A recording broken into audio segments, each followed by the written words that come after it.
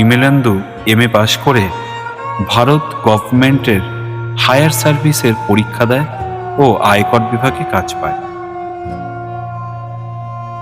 প্রথমে কয়েক বছর ও কলকাতাতেই ছিল, যদিও ওর চাকরি বদলির।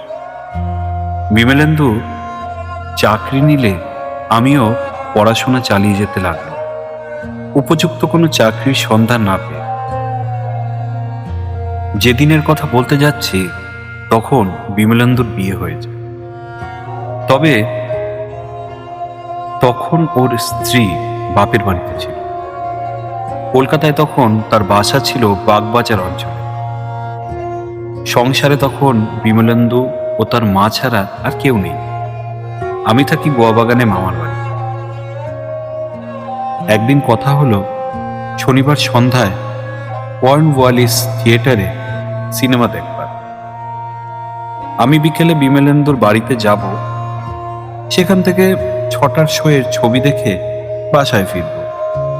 সেদিন বিকেলের আগেই বিমলেন্দু আমার কাছে এসে হাজির।